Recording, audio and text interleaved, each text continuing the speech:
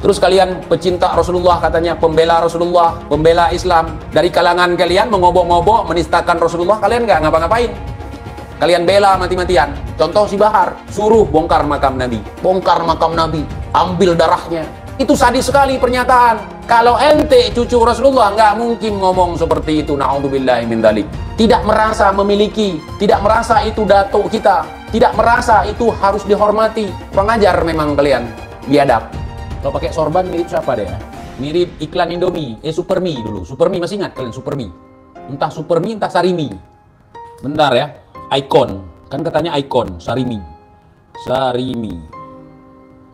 Bentar. Kalian nggak kepikir kan? Mirip dia. Nah, tuh baru mirip dia. Betul tidak, saudara? Betul tidak, saudara? Kalian nggak perhatian selama ini? Lihatlah Sarimi. Begitulah icon Sarimi. Itu dia. Terminologi ahwal yang disematkan kepada bangsa Indonesia merupakan penghinaan yang nyata yang dilakukan oleh Bani Ba'alwi kepada bangsa Indonesia.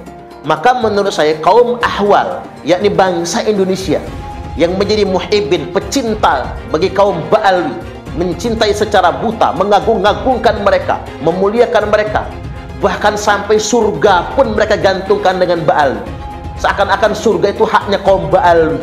Maka mereka menggantungkan keselamatan syafaat kepada kaum Ba'alwi. Mereka adalah budak-budak Ba'alwi. Mereka diperdaya oleh Ba'alwi dengan indoktrinasi agama. Sekali lagi, kaum Ba'alwi memposisikan kaum ahwal yang kemudian mereka doktrin untuk menjadi muhibbin mereka. Mereka posisikan seperti pelayan mereka atau budak mereka dengan alasan mereka tidak boleh menundukkan badan kepada siapapun. Pandangan yang mengatakan bahwa Wali Songo itu Al-Madkhan dan Al-Madkhan itu Ba'alawi, itu pandangan yang keren. Mengapa keren? Kitabnya jelas.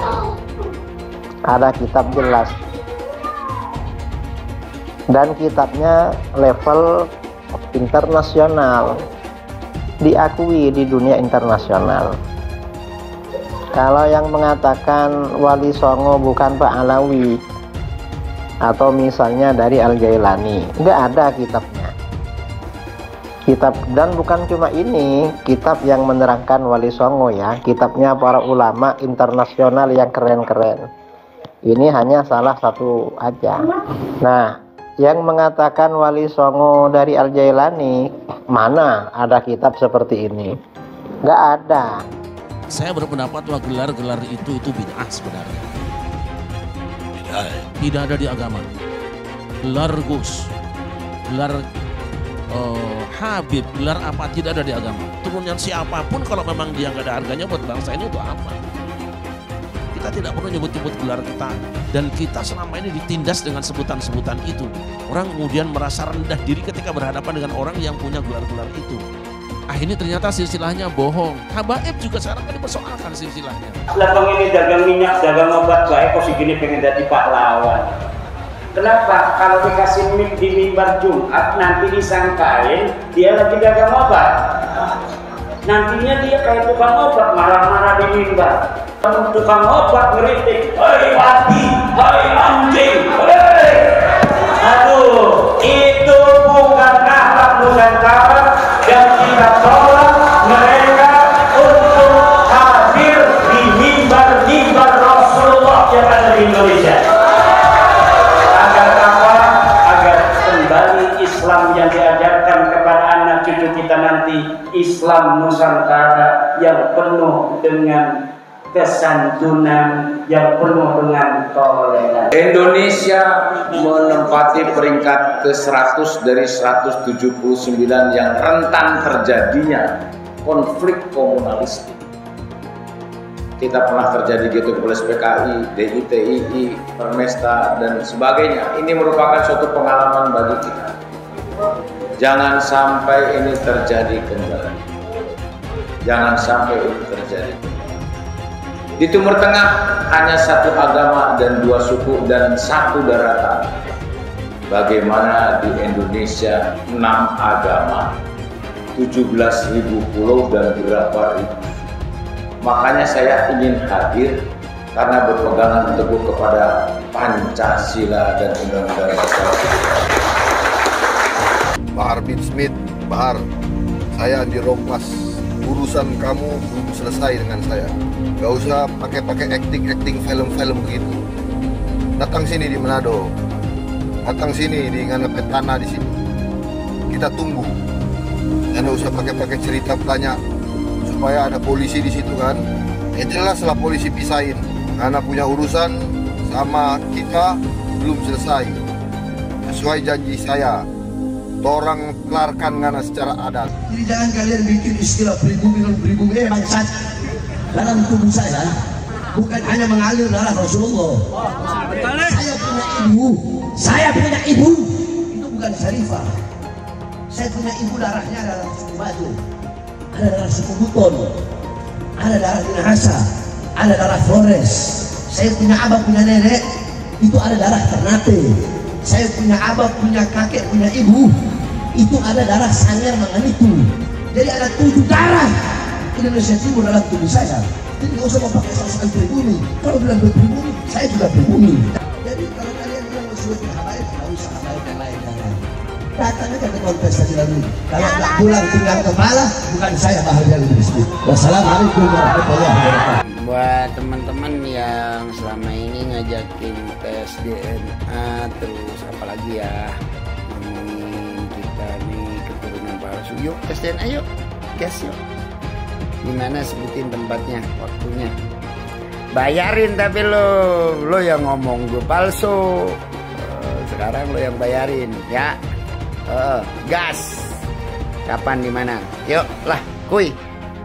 Harus dihentikan ini pembahasan nasab. Yang harus dihentikan adalah pengakuan Ba'alawi sebagai keturunan Nabi yang tidak terverifikasi, yang harus dihentikan.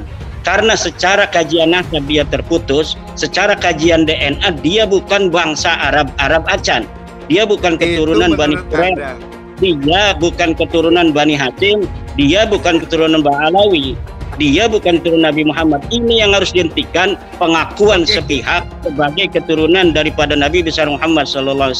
Dan ini saya kira sudah waktunya PBNU atau MUI untuk mengeluarkan sebuah maklumat bahwa memang Ba'alawi ini bukanlah keturunan baginda Nabi besar Muhammad SAW. Ada beberapa dari habaib yang sampai mengatakan bahwa kalau kiai itu misalkan melakukan maksiat, kiainya luntur. Tapi kalau kami Habib mau melakukan apapun, darah secara genetiknya sudah nyambung bersama kami. Jadi kami tidak bisa jadi mantan Habib. Kiai Iman bikin tesis pun sebenarnya adalah reaksi atas kecongkakan dari orang-orang habaib itu. Siapapun yang mengaku keturunan Nabi wajib diverifikasi, dan siapapun yang mengaku keturunan Nabi dan terbukti bukan keturunan Nabi wajib kita batalkan. Terus adakah pidananya terhadap pengakuan Ba'alawi tersebut? Dan kalau ada, sudahkah kita laporkan? Akan ada musyawarah alim ulama tingkat nasional yang mengusulkan bahwasanya siapapun yang mengaku sebagai anak keturunan Nabi dan tidak terbukti termasuk dalam penodaan agama. Setelah ada munas alim ulama dan sudah ada keputusan bersama, maka dengan bekal hasil keputusan itu kita bisa melakukan pemidanaan. Siapapun ke depan yang mengaku cucu Nabi bisa dipidanakan dengan pasal penodaan agama. Sayyidina Ahmad bin Isa Al-Muhajir ini punya anak, salah satu nama anaknya Ubaidullah. Lalu kemudian punya anak namanya Alawi. Maka keturunan daripada Alawi ini disebut dengan Ba'alawi. Inilah yang banyak marga-marga pan-pan yang sampai ke Nusantara. Hai, Bahar Smith. Saya Mbak Gimbal, sang putra alam. Saya Mbak Gimbal menantang kamu duel. Kamu boleh menggunakan golok permata duamu yang kamu bangga-banggakan. Ya, saya cukup menggunakan golok ini. Kita duel 1 lawan 1. Kita bangsa Indonesia tidak boleh diam melihat fenomena ini. Kenapa? ada indikasi mereka mau menjajah Indonesia. Indikasinya jelas sekali. Ada yang bagian memalsukan kuburan. Di mana-mana dibikin kuburan-kuburan palsu. Alhamdulillah, menurut keterangan beliau juga sudah banyak yang dibongkar. Yang kedua, berita-berita khurafat, dongeng-dongeng khurafat. Untuk apa? Ini yang namanya Ba'alawi leluhurnya luar biasa, bisa hijrah Mi'raj 70 kali, bisa memadamkan api neraka yang nggak pakai akal. Itu sesuatu yang luar biasa dan dahsyat. Mereka pun menjadi takluk, tunduk, siap diperintah apapun. Tujuannya itu. Dan yang lainnya, ada yang membuat provokasi-provokasi. Hei, saya bersama rakyat, kita dengan rakyat. Jangan coba-coba ganggu rakyat, seakan-akan berpihak kepada rakyat. Dia mau ngadu domba kita pribumi, sementara mereka akan memetik hasilnya. Saya sebagai putra Indonesia, was-was, ngeri, dan waspada. Ini ternyata doktrin-doktrin ini tidak sembarangan. Klaim-klaim mereka sebagai keturunan Nabi ternyata ada tujuan-tujuan untuk menguasai Indonesia. Perlu ana luruskan, dan Robito juga harus tahu. Robito berpegang teguh kepada Thariqah Ba'alawi. Silahkan buka kitab Manhajus Sawi. Itu Manhajus Sawi, kitab Thariqah Ba'alawi. Di situ kan Syabil Hasan As-Sindi ketika beliau ditanya, Arifun jahilun afdal min sab'ina alim, atau satu syarif yang bodoh itu lebih utama daripada 70 orang yang alim. Itu yang berkata Syabil Hasan As-Sindi. Tuh. Jadi harus tahu, jangan ente pikir itu omongan anak, bukan. Syabil Hasan As-Sindi, silakan buka kitab. Pertama menolak Habib, nanti lama-lama menolak Islam. UAS ketika percaya bahwa Habib itu cucu Nabi, minimal dia punya dalilnya. Dalilnya mana UAS? Bahwa Habib itu cucu Nabi. Saya menantang UAS untuk memberikan dalil. Hei Imaduddin Usman, ini dalil Habib cucu Nabi. Ini sahih. Selama ini tidak ada. UAS jadi mukibin silahkan saja. Tapi jangan bodohi jamaahnya. Kenapa Ustaz Abdul Somad tidak mengikuti Al-Quran? Al-Quran melarang kita untuk mengikuti sesuatu tanpa dalil. Tapi Ustaz Abdul Somad kemudian jamaahnya diminta oleh dia agar mengikuti bahwa Habib itu adalah cucu Nabi tanpa ada dalil. Yang jelas adalah apa yang dikatakan oleh UAS, bahwa tidak percaya kepada nasab habaib itu sama dengan tidak percaya pada Islam, itu tidak ilmiah, tidak berdasarkan ilmu pengetahuan, dan membawa jamaahnya kepada taklid buta yang dilarang oleh agama Islam. Pak Habib Bahar yang sangat kontroversial itu kakinya diciumin oleh santri-santri yang ngantri jalan bebek.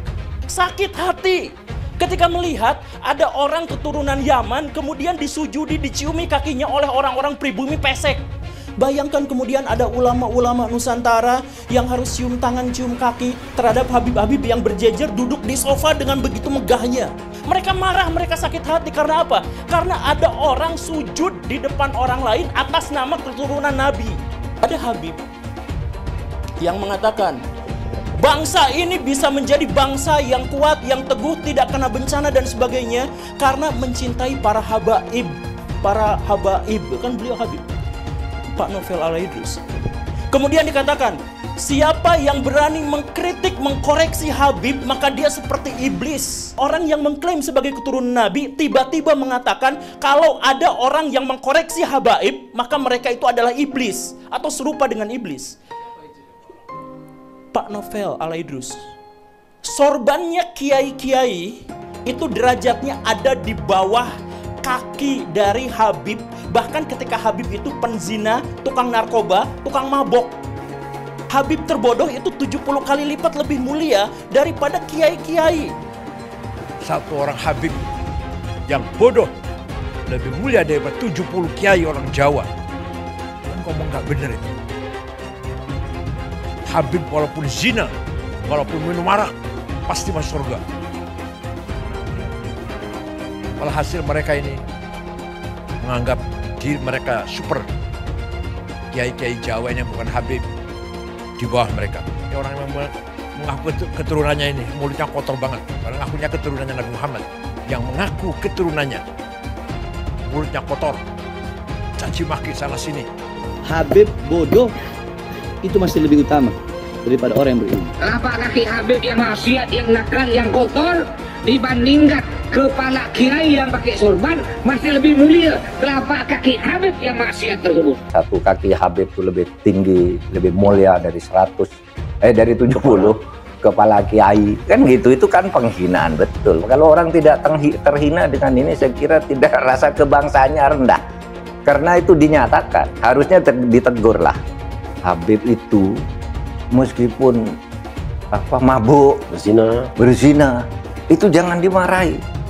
Karena kalau Habib itu pasti masuk surga. Nah, yang begitu itu membodohi bangsa Indonesia. Jangan membuat kasta-kasta di dalam keberagaman, yang satu lebih mulia, yang satu berhak masuk surga, yang satu masuk neraka, itu tidak boleh. Saya ini tidak tahu ya sejak kapan munculnya Habib ini sebagai kelas sosial yang tinggi gitu ya, melakukan diskriminasi, dan orang yang didiskriminasi tidak terima itu bisa mengadukan ke pengadilan. Bisa. Itu pelanggaran, itu tindakan melanggar hukum. Menganggap satu ras, satu suku lebih rendah dari kelompok lain. Habib gila kok, kalau turun Nabi gila sekalipun tidak apa-apa itu masuk surga, kan gitu. Kalau kayak Indonesia tuh apa? Kamu kan kalau tidak ada Habib, kamu nyembah batu kan? Masa iya begitu? Bahwa berdasarkan sejarah nasab, berdasarkan tes DNA, berdasarkan ilmu filologi, bahwa kaum Balawi saudara kita tidak terbukti sebagai keturunan Nabi SAW. Namun dengan demikian, mari kita tetap rakat ukhuwah Islamiyah, karena Allah Subhanahu wa taala berfirman, wa'tasimu bihablillahi jami'an wa la tafarraqu. Amin. Saya katakan saya mendukung Rhoma Irama untuk mengklarifikasi soal Habib ini. Karena saya terganggu dan tersinggung terhadap perkembangan ini sesudah saya melihat tiap mau tidur saya lihat YouTube pertengkaran Rhoma Irama, Imaduddin, Gus Abbas dengan para habaib itu luar biasa, menimbulkan pro kontra. Lalu saya lihat apa sih masalahnya? Kalau saya sendiri pribadi, mau Habib itu turunan Nabi atau tidak, kalau salah ya kita koreksi, tidak apa-apa. Tetapi yang lebih dari itu, kemudian ternyata muncul klaim-klaim bahwa Republik Indonesia itu ada karena Habib. Wali Songo itu semuanya Habib. Padahal Habibnya baru datang sesudah Wali Songo meninggal. Gitu loh.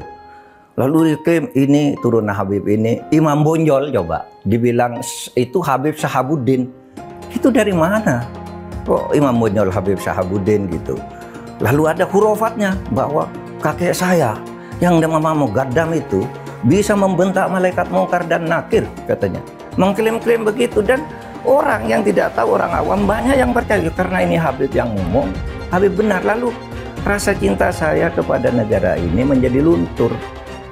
Seakan-akan ini karena Habib. Di situ saya tersinggung. Rasa cinta tanah air saya, kebanggaan kepada leluhur saya sendiri itu bangkit. Apalagi kemudian ada pemalsuan kuburan-kuburan tuh ya, nama kuburan biasa dibangun menjadi ini Habib ini, padahal tidak jelas siapanya. Kalau Habib itu lebih tinggi dari kiai, dan itu semua ada, Mas. Ngomong itu bukan hanya ngomong begitu, itu bukan hanya katanya-katanya, karena ketika Rhoma Irama berbicara itu, lalu ada seorang Habib muda dengan Rhoma Irama, kamu bohong, tunjukkan Habibnya siapa yang katakan gitu. Sudah, itu bukan Rhoma Irama yang membuktikan. Netizen ini Habib ini tanggal sekian bilang ini dengar. Ini Habib ini sampai 7. Seorang anak Habib yang artinya adalah keturunan Nabi Muhammad, walau bermabuk-mabukan, berzina, mencuri, berjudi, tetap akan jadi ahli surga, akan masuk surga. Apakah seorang Habib itu punya posisi istimewa dalam umat Islam? Apakah Habib sedemikian istimewa sehingga dia bebas dari kesalahan dan dosa? Itu adalah substansi yang sering dibicarakan dalam pembicaraan soal Islam. Misalnya ada Habib yang menyatakan, ada darah Nabi di tubuhku.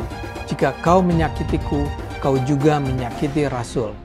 Atau ada juga yang menyatakan, satu Habib bodoh lebih baik dari 70 kiai yang alim. Atau ada yang bilang, kaki Habib lebih mulia daripada kepala kiai. Buat saya ini sangat mengherankan. Mengapa Bahar harus marah-marah? Tapi bukan hanya Bahar yang marah-marah. Habib lain yang ngomel adalah Rizik Syihab. Tapi kalau dipikir-pikir, barangkali juga kemarahan mereka ini adalah ekspresi ketidaknyamanan mereka akhir-akhir ini terhadap banyaknya keraguan tentang posisi kehabiban di Indonesia.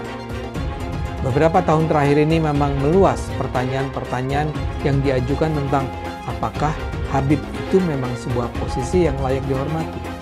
Bahkan ada studi ilmiah yang menunjukkan bahwa para Habib di Indonesia hampir pasti bukanlah keturunan Nabi Muhammad. Sangat mungkin ini semua mengganggu kenyamanan mereka. Habib itu tidaklah sakral dan dapat dihukum Tuhan karena ia berdosa. Yang menentukan posisi seseorang adalah ketakwaannya, bukan kehabibannya. Jadi Habib yang ada di Indonesia semuanya palsu katanya. Silahkan dijawab tapi ilmiah. Silahkan imam itu dijawab tapi ilmiah, jangan marah-marah, jangan. Ayo ilmiah, tunjukkan kalau Habib kita ini betul, benar. Tunjukkan kebenarannya dengan data fakta. DNA, bila perlu DNA lah, DNA. Jangan lupa, umat Islam di jagat raya salatnya tidak akan diterima oleh Allah Subhanahu wa taala kalau tidak mau mendoakan Habib. Umat Islam mulai gaya, mulai mengkoreksi Habibnya, mulai mengkoreksi ulama-ulama dari anak cucu Nabi Muhammad SAW. Orang yang seperti itu mirip dengan iblis. Habib Bahlul lebih baik para 70 kiai. Keyakinan agama apa gitu ya. Kalaupun ini hadis, itu harus ditolak. Nggak mungkin itu hadis, karena hadis harus korelasi dengan Al-Quran, dan yang kedua hadis itu harus cocok dengan logika. Ini nggak ada dasarnya, apalagi kitab gitu. Para Habib ini mencoba ya membangun kasta baru dalam Islam gitu. Kasta, tolonglah saudara-saudara yang mengaku suriat Nabi itu jangan dirusak lah yang sudah berjalan selama ini. Jangan dipecah dengan adanya kasta-kasta baru, mengatasnamakan Tuhan, mengatasnamakan Nabi Muhammad. Seolah-olah kalian ini pemegang kunci surga. Mereka menyatakan dirinya mulia, kita jauh lebih mulia. Ayo dalam bidang apa, prestasi apa? Mana ada Yaman berprestasi? Tionghoa banyak. Dari bulu tangkis macam-macam, dari kegiatan bisnis, keren gitu. Kalau si Dowir Habaib nggak ada apa-apanya.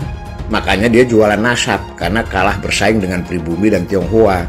Mereka tuh pemalas, pembohong, ngaku-ngaku cucu Kanjeng Nabi. Ya nggak bisa, mereka aja rezekinya dari pribumi kok gitu. Kalau pribumi rezekinya dari kerja keras. Jangan takut ngomong Habib Dowir, Habib goblok, karena Habib itu sudah menghina duluan. Habib itu ngatain pribumi itu ahwal, tidak sederajat. Ngomong karomah itu bohong semua itu. Habaib itu memadamkan api neraka jahanam Mi'raj berapa kali, 70 kali sehari. Datuknya itu bisa membuat rantai emas dari yang dibentangkan dari langit ke bumi. Ya kan goblok gitu. Itu gitu, goblok gitu. Nggak masuk akal gitu. Kenapa? Goblok yang nggak apa-apa, gue bilang goblok Habaib. Karena Habaib sudah mengatain gua ahwal, sudah mengatain gua tidak sederajat. Satu Habib, walaupun Habibnya jahlun, maksudnya bodoh kata Iwan, itu ukurannya perbandingannya amat 70 kiai yang alim. Kami adalah majikan kalian. Kami adalah pemilik bangsa. Kami adalah pemilik kedaulatan nasional. Hai teman-teman, tahun ini adalah tahun yang bagus untuk trading di market kripto, terutama Bitcoin dan kripto lainnya. Teman-teman bisa gunakan kesempatan ini untuk mencari cuan dengan trading di market kripto. Untuk trading, teman-teman cukup registrasi dengan menggunakan link di kolom deskripsi. Lalu deposit, tentukan apa yang ingin kalian tradingkan, lalu tekan tombol buy. Sesimpel itu. Jika ada pertanyaan, teman-teman bisa hubungi WhatsApp di kolom deskripsi. Saya juga mau mengajak teman-teman untuk bergabung di komunitas trading yang ada di kolom deskripsi. Di sana saya akan memberikan sinyal trading yang bisa teman-teman ikuti. Seperti biasa, kalau kamu suka dengan video ini, jangan lupa komen, klik like, dan subscribe. Negara yang sehat, ambil pajak dari rakyat saudara untuk APBN cukup 25%. Yang 75%-nya ambil saudara dari orang-orang kaya, dari minyak sawit, dari batu bara, dari tambang, dari nikel, dari emas. Saudara, belum hasil tambang, hasil laut dan lain sebagainya. Kemana semua itu? Kita punya BUMN ratusan. Di mana pajak mereka? Kenapa mereka semua rugi? Saudara, 82% APBN negara Indonesia itu didapat dari pajak. Kok bisa 82%? Gila betul. Kan kita punya tambang. Tambang kita banyak, ada timah, ada nikel, ada batu bara, ada emas, ada minyak sawit, ada minyak saudara, minyak bumi dan segala macam. Kemana itu semuanya?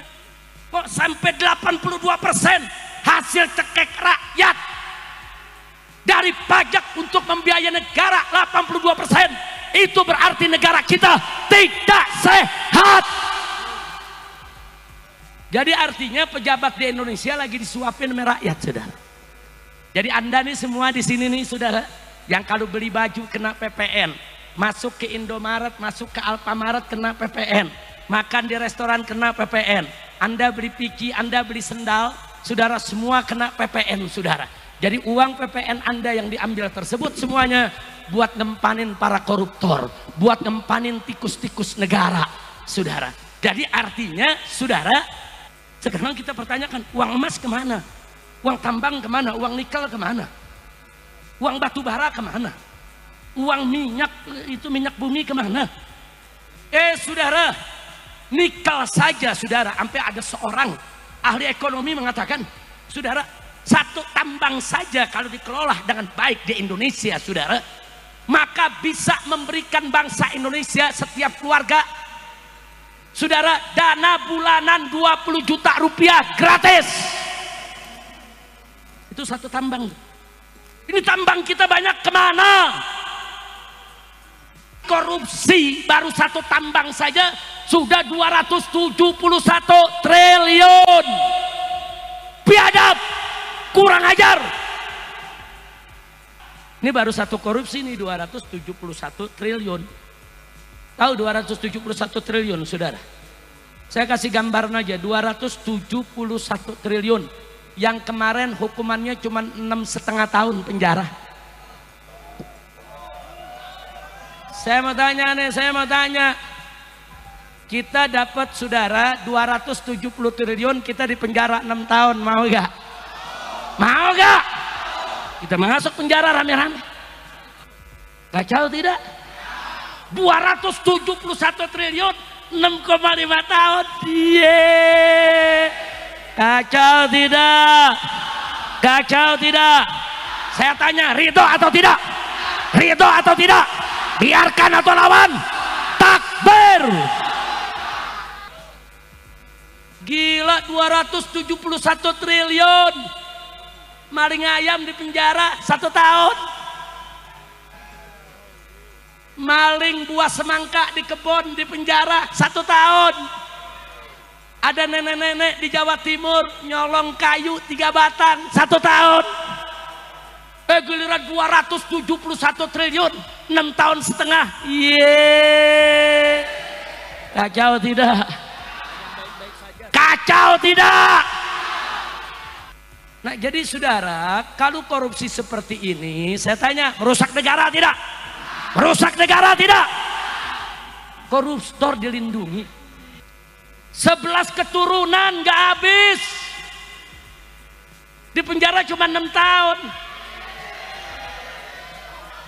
Kacau tidak? Panitia juga mau di penjara semua. Asal dibagi. Dibagi 271 triliun. Rame-rame juga dibagi masih mau. Kacau tidak? Saya tanya, 271 triliun itu kecil atau besar? Kecil atau besar? Itu bisa dibawa makan 1 hari 1 miliar selama 742 tahun. Sebesar ini tidak pantas hanya dihukum 6,5 tahun. Artinya di Indonesia ini saat ini sedang terjadi orang-orang kaya hasil korupsi sedang disuapi oleh rakyat miskin, saudara. Biadab tidak? Biadab tidak? Iya. Ini KPK, saudara, Komisi Pemberantasan Korupsi apa perlindungan koruptor? Kacau tidak? Kacau tidak? Giliran maling ayam digebukin sama masyarakat sampai bonyok. Iya betul, betul. Nah sekarang saya mau ajak deh semua nih, saudara, saya mau ajak nih semua. Kalau ada koruptor 271 triliun seperti ini, kejar saudara kemanapun dia lari, gantung di jalanan lewat pengadilan rakyat. Setuju tidak? Takbir. Jangan maling ayam yang lu gebukin. Mengapa banyak betul yang cinta buta dengan Habib? Padahal mereka bisa saja Habib palsu, karena tidak ada tes DNA yang membuktikan bahwa mereka adalah Habib asli. Sebetulnya saya malas sekali membahas tentang nazab, apalagi nazab dari Yaman, karena keturunan Nabi hanya bisa dibuktikan dengan tes DNA. Belum tentu juga dia betulan keturunan Nabi, karena tidak ada tes DNA. Bisa saja dia ngaku-ngaku. Mengapa setiap orang yang ke Arab-Araban yang belum paham betul asal-usulnya, belum jelas nasabnya, apakah betul keturunan Nabi atau bukan, lalu kita junjung habis-habisan, sampai kita cium tangannya berkali-kali. Pengajaran ini harus kita perhatikan baik-baik. Masa kita harus patuh dan hormat kepada Habib yang belum jelas nazab dan keturunannya? Disuruh cek DNA saja dia malah ketakutan. Kebiasaan memuliakan Habib itu seakan-akan hukumnya wajib. Sampai segitunya, kalau ketemu orang yang bergelar Habib, dielulukan dan dipuja-puja. Ya kalau itu memang Habib betulan. Kalau dia Habib abal-abal gimana? Zaman serba modern seperti ini, siapa saja bisa mengaku keturunan Nabi. Bisa melakukan tes DNA. Sebelum koar-koar di atas mimbar, dakwah sebagai cucu Nabi. Setelah tes DNA, hasilnya harus diumumkan kepada publik. Apakah yang bersangkutan keturunan Nabi atau bukan? Jangan terus membodohi masyarakat dengan menjual nazab untuk memperbaiki nasibnya sendiri. Jual nazab untuk mengumpulkan pundi-pundi rupiah dan kaya raya dengan membohongi masyarakat. Ya bolehlah seorang Habib kita hormati, asalkan semua mengaku sebagai Habib mau tes DNA. Berani tidak kalian tes DNA? Hasilnya diumumkan di masyarakat. Itu baru adil. Kalau para Habib tidak berani tes DNA, jangan disanjung-sanjung. Apalagi ajaran yang disampaikannya penuh dengan kata-kata kotor sebagai ujaran kebencian. Bisa jadi Habib ini merupakan cucu palsu. Adapun keturunan Arab ini biasanya tidak perlu dipanggil Habib. Hal ini dilakukan agar tidak ada perbedaan kasta. Seakan-akan keturunan Arab derajatnya di atas pribumi dan di atas keturunan Cina. Seakan-akan Cina itu di bawah orang Arab. Tapi saat ini negara Cina sudah menjadi nomor 1 di dunia. Yaman atau Arab bisa apa? Arab seharusnya belajar ke negeri Cina. Seperti kata kitab suci, belajarlah sampai ke negeri Cina. Jadi jangan sampai kalian mencintai orang yang ngaku Habib melebihi cinta kalian terhadap orang tua, bapak, ibu, saudara, dan guru-guru Anda. Mengapa sampai sekarang masih banyak orang yang mencintai Habib tanpa melihat asal-usulnya, tanpa mengetes, cek DNA dia? Siapapun orangnya, mau Habib atau siapapun dia, kalau ngajari untuk membenci orang lain, jangan diikuti. Bagaimana opini kalian semua? Tuliskan opini kalian tentang gelar Habib. Apakah mereka pantas untuk dilakukan cek DNA? Untuk memastikan mereka betul keturunan Nabi. Jangan mau lagi kita dibohongi dengan nazab-nazab yang mengaku-ngaku sebagai Habib atau keturunan Nabi. Harus ada cek DNA yang membuktikan betul bahwasanya mereka memang keturunan Nabi, supaya rakyat tidak dibodohi lagi. Jika kalian setuju dengan pendapat saya, pastikan Anda semua like video ini. Dan pastikan Anda membagikan video ini ke teman dan family Anda supaya mereka semua mengetahui tentang informasi ini. Tekan tombol subscribe dan bunyikan lonceng notifikasi supaya kamu tidak ketinggalan info dari channel Suara Minoritas.